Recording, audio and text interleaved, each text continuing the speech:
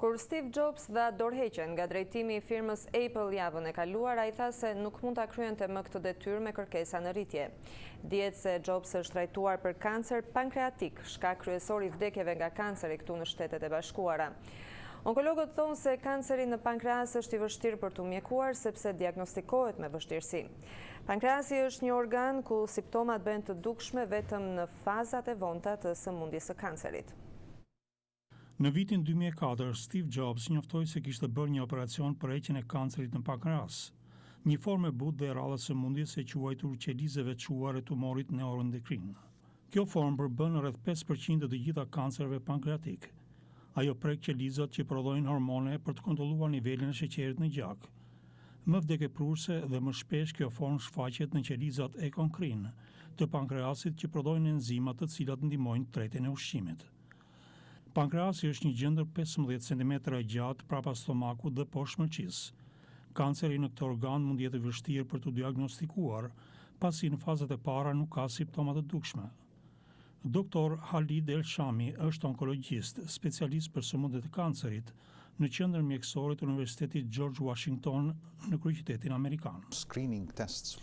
Për kancerin në pankreas nuk ka analiza siç janë mamogramet për zbulimin e kancerit të gjirit apo analiza gjakut për kancerin e prostatës. 5 vjet pas operacionit për heqjen e tumorit, Steve Jobs krijoi një transplantim të mëlçisë.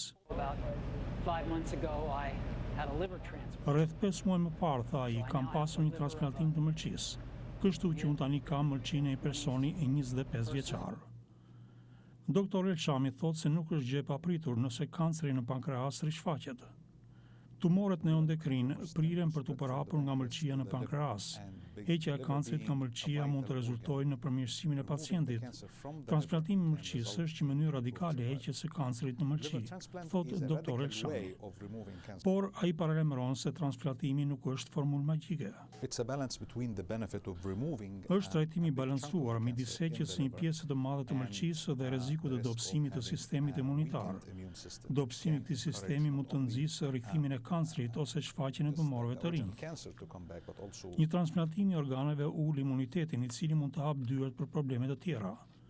Dr. Matthew Walsh është kryekirurg në klinikën e Clevelandit.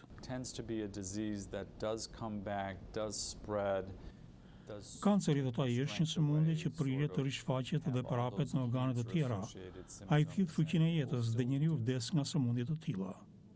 Dr. Walsh thotë se Steve Jobs mund të kishte pasur pasoja nga operacioni.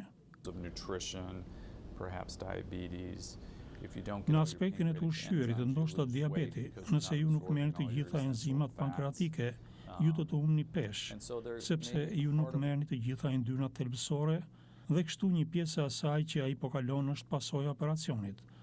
Plus ai ka kryer një transplantim të mëlçisë, çka sforcon imunitetin, gjë që mund të ndikojë në rritjen e tumorit. Dr. El-Shami thotë se disa lloje të kancerit të pankreasit mund të jenë gjenetik.